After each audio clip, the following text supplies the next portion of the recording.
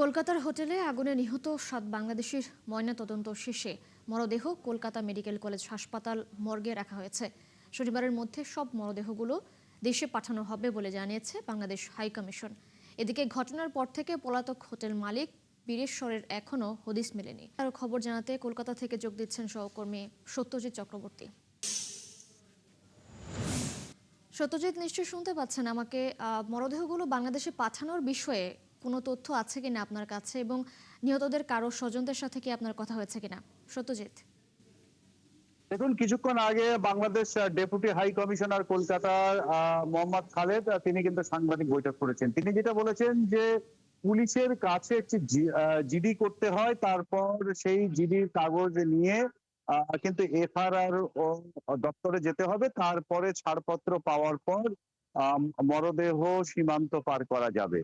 সেই প্রক্রিয়া শুরু হয়েছে কিছুক্ষণের মধ্যেই। যদি সম্পন্ন হয় তাহলে বিকেলের দিকে বেনাপোল সীমান্ত দিয়ে যে ৭ জনের মরদেহ আছে তার ভিতরে ৬ জনের মরদেহ কিন্তু বাংলাদেশে নিয়ে যাওয়া হবে, যার ভিতরে আছে দেবাশিস দত্ত কুষ্টিয়ার তার সপরিবারের ৪ জন, অর্থাৎ তার স্ত্রী, সন্তান এবং শ্বশুর।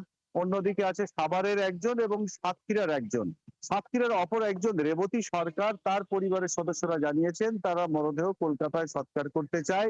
সেই মর্মে তারা আবেদন জানিয়েছে। এখন দেখার সরকার ছাড়পত্র দেয় কিনা। সরকার যদি সেক্ষেত্রে ছাড়পত্র দেয়, অর্থাৎ পশ্চিমবঙ্গ সরকার, তাহলে কিন্তু কলকাতায় দেহ সৎকার করা যাবে।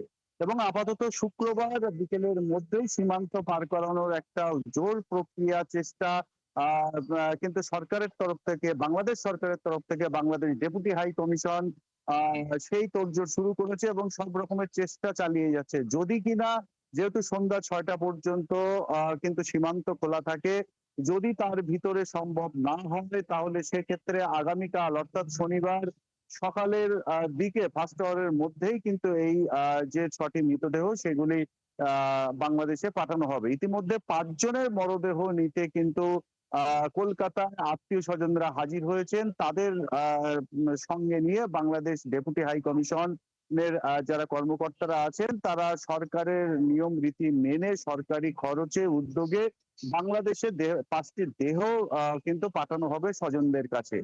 অন্যদিকে আপনাকে আরো একটি তথ্য দেই, যেটা বলা হচ্ছিল যে শিখাহীন যে হোটেল, সেখানে যে এসি অর্থাৎ শীততাপ নিয়ন্ত্রিত যন্ত্র ব্লাস্ট করেছিল। পুলিশ সূত্রে খবর যে আসলে ৩ তলায় একটি রাখা ফ্রিজ ব্লাস্ট করে কিন্তু এই অগ্নিকাণ্ডের ঘটনা ঘটে। এখন এদিকে মরদেহ কখন পৌঁছায় সেদিকে নজর সবার।